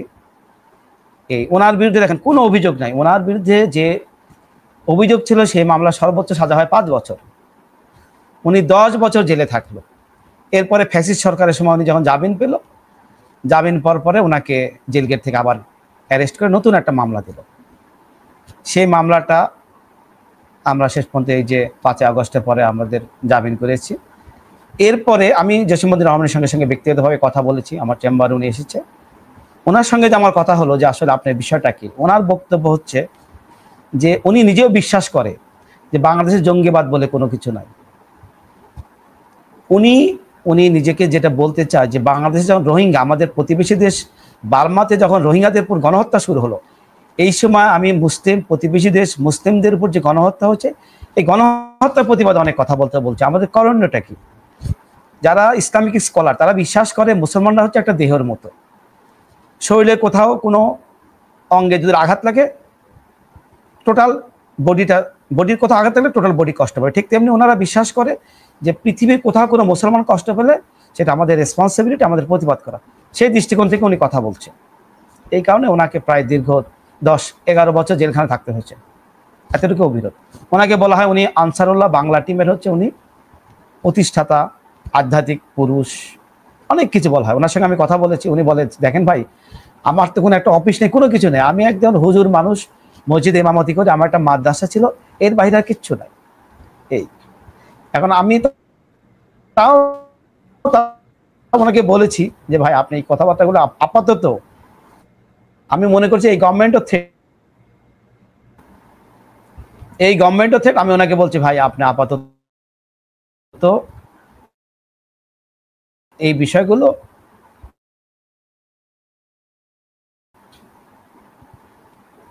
আপনি একটু এড়িয়ে যাবেন। দেখেন আমি আরেকটা বিষয় নিয়ে দৃষ্টি আকর্ষণ করতেছি, জঙ্গি নামে কি নাটক হচ্ছে আমি বলি, সেটা হচ্ছে আমাদের মহাপুলিশ পরিদর্শক যেটা ছিল, আমাদের সাবেক পুলিশ পরিদর্শক শহীদুল হক, বইটা হচ্ছে পুলিশের জীবনের স্মৃতি, স্বৈরাচার পতন থেকে জঙ্গি দমন। সেখানে দেখেন আমি এই রিসেন্ট এই মামলাটা বেল করেছি, হাইকোর্ট ডিভিশনে বেল দিয়েছিল, অ্যাপিল ডিভিশন আসলে খুব শেষ পর্যন্ত আমাদের সৌভাগ্য বলা চলে, স্টে দিতে গিয়ে স্টে দেয় নাই। সেখানে পান্থপথের হোটেল ওলিও ইন্টারন্যাশনাল, সেখানে তারা কি করলো, 15ই আগস্টের আগের দিন ওনারা বোঝাইলো যে 15ই আগস্টে ওনাদের পিতার যে নিহত হয়েছে, হত্যা হয়েছে, শহীদ হয়েছে, এটার যে শোক মিছিল হবে অথবা যে অনুষ্ঠান হবে, প্রসেশন হবে, সেই প্রসেশনটা বোমা হামলা হতে পারে। এই কারণে আগের দিন হোটেল ওলিও ইন্টারন্যাশনাল থেকে একটা নিরীহ একটা ছেলে, উনি চাকরির জন্য সাতক্ষীরা থেকে চাকরির জন্য এসেছিল ঢাকাতে, তাকে নিয়ে যাওয়া ওখানে বম্বিং করে মেরে ফেলে দিল। এবং এই মামলা শুধু ওনাকে মারলই না, অনেক প্রায় 10-16 জনকে মামলা আসামি করলো। আসামি করার সবাইকে 164 করাইছে জোর করে, 164 ধারা দোষ স্বীকারোক্তিমূলক জবানবন্দি, যেটা আমরা আইনের ভাষা 164 বলে থাকি। সেই মামলায় ওনাকে আসামি করলো, এই মামলা জামিন হলো। তো এই জামিন করা থেকে আমি এই বইটা পড়ার সুযোগ হয়েছি। সেখানে শহীদুল হক সাহেব যেটা লিখছে যে তৎকালীন প্রধানমন্ত্রী শেখ হাসিনা ওনাকে বলছে যে আপনি হলো এত কাছাকাছি জঙ্গি এনে অপারেশনের নাটক না করলেই পারতেন, যে ধানমন্ডি 32 কাছে যে পান্থাপথে যেটা করলেন এটা নাটক না করলেন। এটা হচ্ছে শহীদুল হক নিজে ওনার কথা বলছে। এই জঙ্গির নাটক শুনতে শুনতে দেখতে দেখতে আমরা বোবা হয়ে গেছি, আমাদের চোখ অন্ধ হয়ে গেছে। এটা আমরা আমাদের যে জুডিশিয়ারি সিস্টেম, এটা খুব বাজে সিস্টেম। জুডিশিয়ারি সিস্টেমটা হচ্ছে যে একটা পুলিশ, একটা সাব ইন্সপেক্টর, একজন সিটিটিসির মেম্বার যে কোনো একটা এজাহার দায়ের করলো কারোর বিরুদ্ধে যে তার কাছ থেকে 5টা বোমা পেয়ে গেছে, 2টা পিস্তল পেয়ে গেছে, অথবা সে জঙ্গি। এই অজুহাতে তাকে নিয়ে এসে কোনো ব্যাখ্যা নেই, তাকে কোর্টে আনা হবে। বিচারপতি বিচারকরা তার এই যে এফআইআরটা করলে এটা বিশ্বাস করে, এটার প্রবাবিলিটি এটা আসলে কি ঘটতে পারে কি পারে না, এর কোনো তারা বিচার করবে না। তার বিরুদ্ধে যে অভিযোগটা আসছে এই অভিযোগটাকে তারা সত্য হিসেবে ধরে নেবে, নিয়ে তাকে বছরের পর বছর তাকে বিনা বিচারে জেলে থাকতে হবে। এটা হচ্ছে বাস্তব চিত্র। আর 5 আগস্টের পরে যেটা বললাম, 5 এখনো আমার জানার মধ্যে প্রায় 700 জন আছে, যারা প্রায় 700 হবে, কম বেশি হতে পারে, যারা এই মিথ্যা মামলা এখনো জেলে আসছে, তাদের জামিন শুনছে না। বিভিন্ন কোর্ট, হাইকোর্টে কিছু এখন এগুলো আসলে অনেক কথা আমরা আসলে বলতে পারি না, আমরা আইনের লোক তো। আজকে আপনাদের সামনে অনেক কথা বলবো, কালকে আমাদের কোর্ট ফেস করতে হবে। ওনারা এগুলো দেখে ওনারা আসলে বিব্রত বোধ করে সাবজুডিস বিষয়। এখন আর এটা কিছু করার তো নেই, কারণ হচ্ছে বিগত 2009 সাল থেকে যে বিগত সরকার যে বিচারপতিগুলো নিয়োগ দিয়েছে, বাংলাদেশের বিচার বিশেষ করে হাইকোর্ট ডিভিশনের বিচারপতি নিয়োগের যে সিস্টেমটা, এটা একটা দলীয় একটা আনুগত্যের একটা বিষয় থাকে। দলীয় আনুগত্যের বিষয় বিবেচনা করেই অধিকাংশ বিচারপতি নিয়োগ দেওয়া হয়। যাই হোক, আমরা ইনশাল্লাহ এই বিষয়গুলো নিয়ে অবশ্যই আরো দীর্ঘ আলোচনা চলবে, কারণ তারা যতদিন ষড়যন্ত্র করে যাবে আমাদের এই ষড়যন্ত্রের বিরুদ্ধে আমাদেরকেও প্রতিবাদ জানাতে হবে এবং তাদের এগুলোকে কাউন্টার আনসার গুলো জানাইতে হবে। জনাব কর্নেল হাসিনুর রহমান বীর প্রতীক স্যার, আপনি শেষ কিছু? আমি একটা জিনিস বলি, আমি কাইন্ডলি আমি 1 মিনিট একটা কথা বলতে চাই, শুধু 1 মিনিট। আরিফুল ভাই বলেন। জি ইলিয়াস ভাই, আমি শেষ 1 মিনিট শেষ কথা হচ্ছে যে আমাদের যেটা এখনো উচিত, আপনাদের মাধ্যমে আমি দেশের ধর্মপ্রাণ মুসলমান যারা আছে এবং আপনাকে রিকোয়েস্ট করবো, আমাদের একটা শক্তিশালী গণমাধ্যম না থাকলে পরে আমরা কোনো কিছুই করতে পারবো না। কারণ প্রথম আলো, ডেইলি স্টার, তারা যে এজেন্ডা হাতে নিয়েছে, এই এজেন্ডার বিরুদ্ধে আপনাকে একটা শক্তিশালী গণমাধ্যম তৈরি করতে হবে, একটা শক্তিশালী আমাদের মিডিয়া দরকার। এটা যতদিন প্রতিষ্ঠিত না হবে ততদিন পর্যন্ত এদেশের মানুষ ন্যায় বিচার থেকে বঞ্চিত হবে। এটি আমার শেষ কথা। ধন্যবাদ। ভাই, যেটা বলতেছিলাম, আমাদের একজন অফিসার ছিল, খুব চৌকস অফিসার, মেজর জাহিদ। সে 16 সালে তাকে ক্রস ফায়ার করা হয় আমাদের মিরপুরে রূপনগরে। এই অফিসারের দোষ ছিল সে 2টা স্টাফ কোর্স করা, কিন্তু তারই ব্যাচমেট ছিল যে নূর মোহাম্মদ, পুলিশের বিডিআর মেসাকারের সময় যে নূর মোহাম্মদের জামাই মাজাহার, ক্যাপ্টেন মাজাহারের কোর্সমেট ছিল সেই। এবং এক রূপে তারা দীর্ঘদিন এই বিএমএতে প্রশিক্ষণের সময় ছিল, খুব ক্লোজ বলতে যেটা বুঝায়, ভোজন ফ্রেন্ড বা কোর্সমেট এই মাজাহার আর এই জাহিদ। যখন বিডিআরের ঘটনা ঘটে তখন এই মাজাহার ওই দরবার থেকে সরাসরি রিং দেয় এই জাহিদকে, দোষ এই অবস্থা, এখানে তো বিডিআর কাপড়ে বিদেশি লোক দেখতেছি বা ভিন্ন ভাষা কথা বলতেছে, বাংলা কিছু ঘাপলা হচ্ছে, দোয়া করিস। অনেকক্ষণ কথা হয়। এই জিনিসটা জাহিদ পুরো বগুড়া ক্যান্টনমেন্টে প্রচার করে, এমন তাকে টার্গেটে রাখা হয়, তখন তাকে মারা হবে। আলটিমেটলি জাহিদ স্টাফ কোর্স করে, ভালো করার জন্য কানাডাতে যায়, কোর্স করে আসে, বিএম হিসেবে সিলেটে পোস্টিং হয়, সে অবসরে যায়। তখন তারা তাকে পরিকল্পনা করে ভাবিও বুঝতে পারে আসলে এখানে কোনো নিরাপত্তা নাই, এখানে থাকা যাবে না, সে মোটামুটি এটাকে ক্লোজ করে যে আর্মিতে থাকবো না। দুইটা স্টার ক্রস করার পর কোনো অফিসার সাধারণত তাকে ছাড়ে না।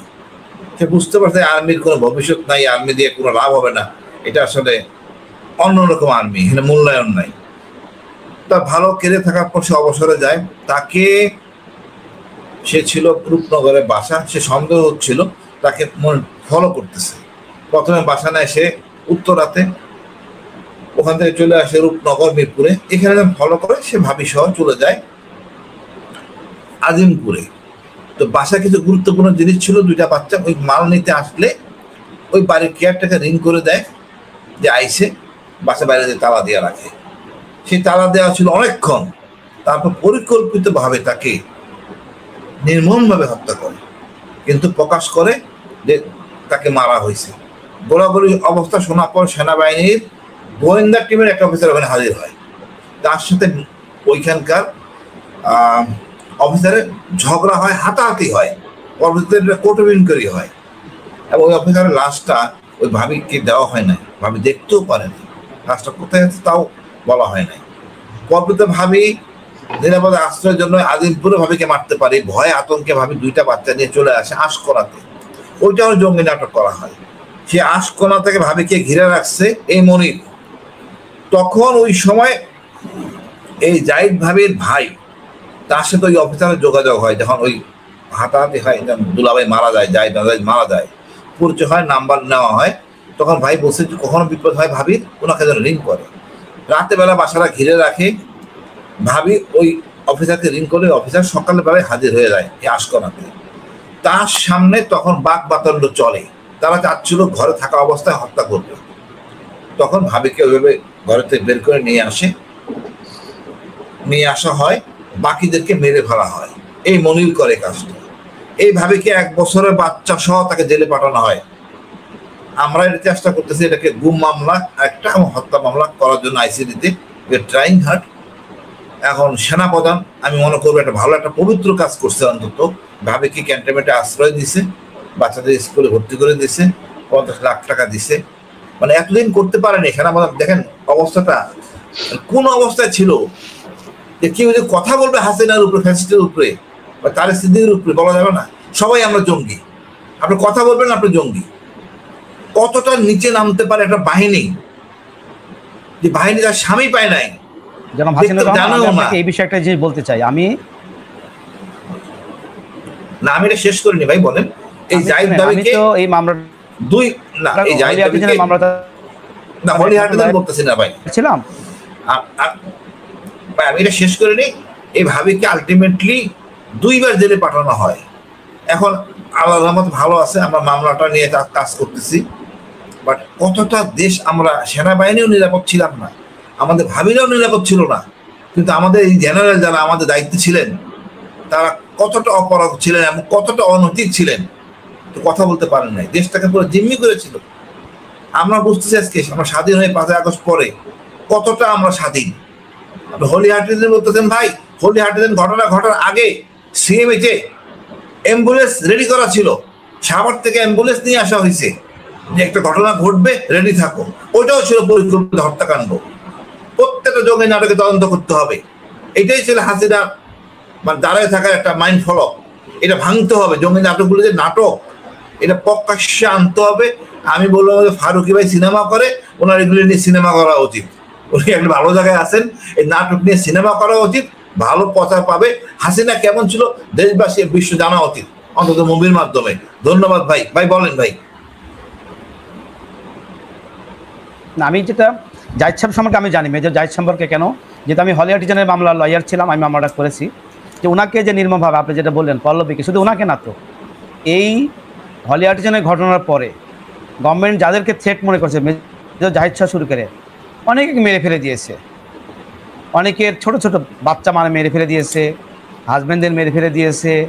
তারপরে তাদের এই মামলার আসামিগুলো ছিল, পরবর্তীতে আমি 5 আগস্ট পর অনেকেই বেল করেছে, আমার নামগুলো খেয়াল থাকে না। আমি বললাম তো শত শত মামলা আসামি মহিলারা ছিল। এক ভদ্র মহিলার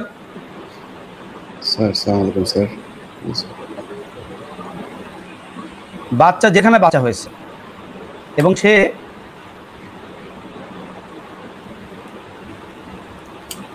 এই হলি আর্টিজানের মামলা তার হাজব্যান্ড মেরে ফেলেছিল, মারজান হবে তার হাজব্যান্ড যত সম্ভব, মারজানকে মেরে ফেলে দিয়ে এই অ্যারেস্ট করে নিয়ে গেছে। এবং আরেকটা খুব দুঃখের কথা বলতে হয় যে আমার কলিগ ওমর ফারুক তালুকদার, উনি একসময় ছাত্রলীগ করতে জাহাঙ্গীরনগর বিশ্ববিদ্যালয়, পরবর্তীতে যখন একটু ধর্মীয় ভাবাপন্ন হলো, নামাজ কালাম পড়া শুরু করে দিল, পরবর্তী তাকে বিনা বিচারে সুপ্রিম কোর্টে সে নিয়মিত আইনজীবী, তাকে 16 মাসের জেলে থাকতে হলো।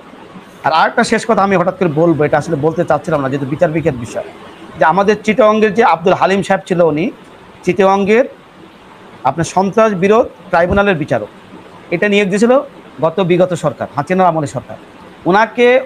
উনি যে ন্যারেটিভ ধারণ করে এবং যে ন্যারেটিভ প্রচার করে, ওই মানসিকতা সম্পন্ন লোককে চিটাগং থেকে বর্তমান ঢাকাতে নিয়ে এসছে। এই আব্দুল হালিমকে বিচারক হিসেবে ঢাকার সন্ত্রাস বিরোধ ট্রাইব্যুনালের বিচারক নিয়ে আসছে। এবং ইলিয়াস ভাই, আপনাকে আমি রিকোয়েস্ট করবো ওনার সময় খোঁজখবর নেওয়ার জন্য, যে উনি ফ্যাসিস্ট হাসিনা যে আচরণ করতে তার চেয়ে উনি বেশি আচরণ করছে এদের বিরুদ্ধে। এবং উনি খুব শক্তভাবে বলে যে আমাকে এখানে কে নিয়ে এসেছে জানেন, আমি নামটা বললাম না, বিশেষ ব্যক্তির সুপারিশে উনি চিটাগং থেকে ঢাকাতে এসেছে। একই অবস্থা আপনি যেমন বলছিলেন সিটিটিসির যে আগের শেপটাই আছে, আপনি হয়তো খেয়াল করবেন যে আমাদের এই যে পয়লা বৈশাখের আগের দিন রাতে যে মহারাজ সিটিটিসির, আমি হাসছি এটা টিভিতে দেখি, এখন ওরা নতুন করে চাচ্ছে, একটা পায়তারা করছে যে বাংলাদেশকে একটা জঙ্গি রাষ্ট্র প্রমাণ করার জন্য। এতে কাদের লাভ হবে? বিশেষ একটা মহলে লাভ আছে, তারা একটা নতুন করে বিভিন্ন নাটক মঞ্চস্থ করতে চাচ্ছে। এবং আমি তো খুব আতঙ্কে আছি যে এটা আসলে কি হবে জানি না। তারা হিজবুত তাহরির নিয়ে সিটিটিসি যে কাজটা করেছে, হিজবুত তাহরির যে কয়জনকে আটক করা হয়েছে, এখানে আগের তালিকা, আগের যে শেখ হাসিনার সময় যাদের নামে তালিকা করা হয়েছিল, সেই তালিকা থেকে হিজবুত তাহরির কয়জনকে তারা নিয়ে আটক করে নিয়ে এসছে, যারা এই ঘটনার এজাহারেও নাই, যাদের এই মামলায় অভিযোগে কোথাও তাদের নাম নাই, সেখান থেকে 3জন না 4জনকে আটক করে নিয়ে এসেছে। সো এটা গোয়েন্দা সংস্থা সব পুলিশকে বলে রাখলাম, আপনারা খোঁজ নিয়ে দেখেন। সুমন ভাই। জি, আপনার আজকের যে আলোচনার বিষয়, যে এখন যে চক্রান্তটা হইতেছে, সেক্ষেত্রে আমি একটু জিনিস বলি। আমি সেনাবাহিনীর ইউনিফর্ম বা রক্ত আমার শরীর আছে তা না। দেখেন 2009 সাল থেকে কিন্তু কোনো রাজনৈতিক দল বা কাউকে আমরা পাই না। যত পতিতা হাসিনা তার স্বৈরাচারের বিরুদ্ধে কথা বলা শুরু করছে কিন্তু সেনাবাহিনীর ভিতর থেকে। আমরা সেনাবাহিনীর কথা বলছি, আমরা মারা গেছি, আমাদেরকে বিডিআরে মেরে ফেলা হয়েছে, পরবর্তীতে পর্যায়ক্রমে আমাকে আয়নাঘরে তো 2.5 দিন রাখছিল, তাই না? কেউ কিন্তু এখন জিজ্ঞাসা করে না, আয়নাঘর কমিটির কেউ আমার কাছে আসে নাই, গুমখুন জিজ্ঞাসা করে না, কারণ লজ্জা পাবে। তো এভাবে প্রতিবাদ করে আসছে। এবং এখনো জুলাই আগস্ট পরবর্তীতে কিন্তু সেনাবাহিনীর ভিতরের সমস্যাগুলা, সেনাবাহিনীর যদি 1.5 লাখের মধ্যে 15 বা 20 জন খারাপ লোক খুনি থাকে, তাদের ব্যাপারে আমরাই সোচ্চার কথা বলতেছি, বাহিনীর ভিতরে বা একসময় ছিলাম, কথা বলে যাচ্ছি। এই জিনিসটা মিডিয়ার ভিতরে আপনারা এই যে মিডিয়ার যে মাফিয়াগুলা খুনিগুলা ছিল, ইকবাল সুবহান থেকে শুরু করে বাকিরা, মিডিয়ার এরা কথা বলতেছে, তারা তো ঘুরে বেড়াচ্ছে ভাই। আমি এই যে অ্যাটর্নি আরিফুল ইসলাম অনেকে ধন্যবাদ জানাই, এই বাংলাদেশ এই করতেছে, আরাকানে এই সমস্ত ধোয়া তুলে তারা করবে কি, আমাদেরকে বিতর্কিত করার চেষ্টা করবে। এবং তখন তারা চেষ্টা করবে, সাহস হবে না, বাট চেষ্টা করবে কিন্তু কিছু ধরনের একটা ঘুট ওই সমস্ত 2 জায়গায় পাকানোর জন্য। তো আমাদেরকে অপপ্রচার, আমাদেরকে জঙ্গি ট্যাগ লাগানো এবং একই সাথে নিজস্ব নিরাপত্তার জায়গাগুলোতে অবশ্যই সঠিক বন্ধু এবং সঠিক পদ্ধতি বা স্ট্র্যাটেজি ঠিক করে নিতে হবে। এগুলা ইগনোর করার কোনো সময় নেই। ধন্যবাদ। জি, প্রিয় দর্শক, আমরা অনুষ্ঠানের শেষে শুধু এইটুকু বলবো যে বাংলা ট্রিবিউন, প্রথম আলো, ডেইলি স্টার সহ যেসব পত্রিকাগুলো, ডিবিসি, যে পত্রিকাগুলো এখন, এমনকি 71 টেলিভিশন, যেটা নিয়ে আমরা এখন কথা বলি না, আমরা মনে করি যে একজনের হাতে দেওয়া হয়েছে, সেই 71 টেলিভিশনের মঈম মিজান থেকে শুরু করে তারা এখনো শাকিল রূপাকে বের করার চেষ্টা করছে, মুজাম্মেল বাবুকে বের করার চেষ্টা করছে। মুজাম্মেল বাবুর সাথে যে ধরা পড়েছিল বর্ডারে, সেই মাহবুবুর রহমান ওরফে জেমসন মাহবুব, সে এখন 71 টেলিভিশনে কাজ করছে, নিয়মিত জেলখানায় দেখাশোনা করছে, তাদের খাবার পৌঁছে দিচ্ছে বাড়ি থেকে, এগুলো করা হচ্ছে। তো এই জিনিসগুলো থেকে আমাদের খুব দ্রুত ব্যবস্থা নিতে হবে। বাংলাদেশের আলেম সমাজের কাছে আমাদের এখানে কোনো আলেম নাই। আমরা ভাই যারা আছি এখানে, আরিফুল ভাইয়ের ব্যক্তিগত বিষয় সম্পর্কে তো জানি না, আমরা যারা আছে এখানে, আমরা ভাই এত ভালো মুসলমান না, বিড়ি সিগারেট খাওয়া লোকজন। তো আমরা, আমাদের না আপনাদের প্রতি বিশাল আকারে ভালোবাসা আছে। এই কর্নেল হাসিনুর আর মেজর সুমন যেই জায়গা থেকে যেই ডেডিকেশন দেখিয়ে এসেছে, আপনাদের আলেমদের অনেক মানুষ আছে। এই যে আমরা যে শফি সাহেবের ছেলের কথা বলি, শফি সাহেবের প্রতি আমাদের বহুত ভালোবাসা, আস্থা।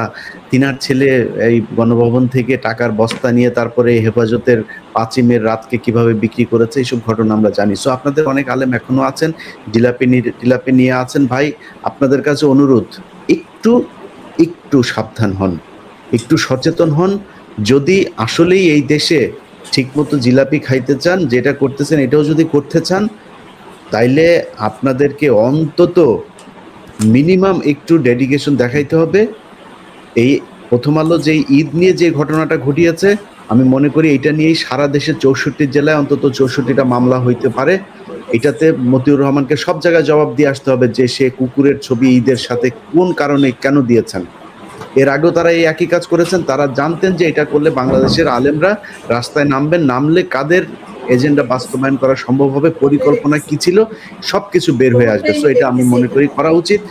আমার অনুষ্ঠানের শুরুতেই একটা কথা বলেছিলাম আপনাদেরকে যে জামিনের বিষয়টা, অনেককে জামিন টামিন দিতে বাধা দেওয়া হচ্ছে এবং এখন অনেকে আছেন, বিশেষ করে ফারাবির কথা আমরা দীর্ঘদিন ধরে বলছি। আলেম বা কোনো বিশেষ কোনো কিছু না, শেখ হাসিনা এই সন্ত্রাস দমন আইন থেকে শুরু করে আইসিটি যেসব মামলাগুলো আগে করা হয়েছে, বিএনপি, জামাত, আলেম, মুসলমান, হিন্দু, খ্রিস্টান যারাই ছিল সেই মামলায়, শেখ হাসিনা সেই মামলা থেকে সবাইকে বের করতে হবে। এবং আসিফ নজরুল যাদেরকে পোস্টিং দিয়ে এই সিটিটিসি সহ বিভিন্ন জনকে আবার ফের জঙ্গি নাটক সাজানোর জন্য করছেন, আসিফ নজরুল জিল্লুর ওই 3য় মাত্রায় গিয়া তারপরে জিল্লুরকে উস্কাচ্ছেন, জিল্লুর আবার কলাম লিখছেন, ইউটিউবে ভিডিও বানাচ্ছেন যে এই দেশে আবার জঙ্গি হচ্ছে। সো আসিফ নজরুলকে বলে দিতে চাই, আসিফ নজরুল আপনার এই বাস্তবায়ন হবে না। আপনি প্রথম আলো ডেইলি স্টারের যে বাস্তবায়ন করতে চাচ্ছেন সেটা হবে না। আমি আমার বক্তব্যের এই সুমন ভাইয়ের বক্তব্যের এক জায়গায় বলেছেন যে উনি নিরাপত্তা বিশ্লেষক না। আমি মনে করি এই বাংলাদেশের নিরাপত্তায় যারা কাজ করেছে, মাওলানা ভাসানী বলেছিলেন এই বাংলাদেশের তারাই শ্রেষ্ঠ প্রজন্ম যারা বুঝতে শিখবে যে ভারত আমাদের শত্রু। আমরা সেই প্রজন্ম, আমরা বুঝতে শিখেছি যে ভারত আমাদের শত্রু। আর এই যে গোয়েন্দা সংস্থার সেনাবাহিনীর 2 জন মানুষকে দেখছেন, এরা এই ভারত আমাদের শত্রু বুঝতে পারার কারণেই গুম হয়েছিলেন। খুব লাকিলি জীবন বাঁচিয়ে এসে আজকে আমাদের সামনে কথা বলছেন। সো আপনারাই নিরাপত্তা বিশ্লেষক। এই দেশে আমরা সেই জেনারেল হারুন সহ যাদের নিরাপত্তা বিশ্লেষক হিসাবে 71 টিভি আর সময় টিভিতে কথা বলতে দেখেছি, তারা এই দেশে নিরাপত্তা বিঘ্নিত ঘটিয়েছে। তারাই এই দেশে নিরাপত্তার জন্য হুমকি। মারা গিয়েছে, নাইলে ওর বাড়িঘরে হয়তো এই ছাত্র জনতা আগুন টাগুন লাগাই দিত, বেঁচে গিয়েছে ওই লোকটা। যাই হোক, প্রিয় দর্শক, অনেক সীমাবদ্ধতা নিয়ে কথা বলতে হয়, খুব নিজেও অনেক বিপদ আপদ সামাল দিয়ে তারপরেই করতে। আমার বিরুদ্ধে অনেক অভিযোগ, এখানে আমাকে নিয়ে অনেক আপনার কি বলে তদন্ত হয়েছে, অনেক প্রশ্নের জবাব দিতে হয়েছে এখানকার বিভিন্ন সংস্থার কাছে। আমাকে নিয়ে নানান ধরনের অভিযোগ করতেই থাকে। এই রিসেন্টলিও আমাকে নিয়ে একটা অভিযোগ করেছে, সেটার জবাবও দিতে হয়েছে। জীবনে যদি কোনোদিন কোনো বিপদে পড়ি, বুঝবেন আপনাদের জন্য কথা বলতে যায়। তারপরে আমার এখানে আজকে আরেকজন মানুষ উপস্থিত থাকার কথা ছিল, তিনি যুক্ত হন নাই। যে আলেম টালেম নিয়ে বেশি কথা বলতে গেলে যুক্তরাষ্ট্র যদি আবার সমস্যা করে। ভাই, যদি বিপদে পড়ি বুঝেন আপনাদের জন্য বিপদে পড়েছিলাম। এটার জন্য যদি জীবনে কোনো পানিশমেন্ট, কোনো বড় ধরনের ক্ষতি জীবনের হয়, আল্লাহর কাছে সেটার পুরস্কার চাবো। তারপরে আপনাদের জন্য বলে গেলাম, শুধু আপনাদের কাছে অনুরোধ, এই দেশের আলেম সমাজের কাছে, যদি মনে করেন যে মুসলমানদের জন্য কিছু করতে চান, প্রথম আলো, daily star, Bangla Tribune, Ittefaq, DBC, যারা এখন এই মুসলমানদের বিরুদ্ধে ষড়যন্ত্র করছে, তাদের ব্যাপারে দরকার নেই তাদের অফিস ভাঙচুর করতে যাওয়ার, আইনি পদক্ষেপগুলো নেন। যদি ইমান থেকে থাকে, বাংলাদেশের 64 জেলায় একজন করে ইমানদার দেখতে চাই, আগামীকালকে কোর্টে যাবেন, তাদের ব্যাপারে মামলা করবেন। এদেরকে যদি প্রতিহত করা না হয়, প্রিভেন্টিভ কোনো মেজার যদি না নেওয়া হয়, তাহলে তারা আপনার উপরে অ্যাটাক করবে। সো এই অ্যাটাক থেকে বাঁচতে হলে আপনাকে প্রিভেন্টিভ যা নেওয়া দরকার সেটা আপনাকে নিতে হবে। সো সিদ্ধান্ত এখন আপনাদের। আমার জায়গা থেকে যা করার সেটা আমি করে যাচ্ছি। সবাইকে ধন্যবাদ, ভালো থাকেন। ইনশাল্লাহ আবারও এই বিষয় নিয়ে অন্য কোনো দিন আলোচনা হবে। আল্লাহ হাফিজ। আসসালামু আলাইকুম।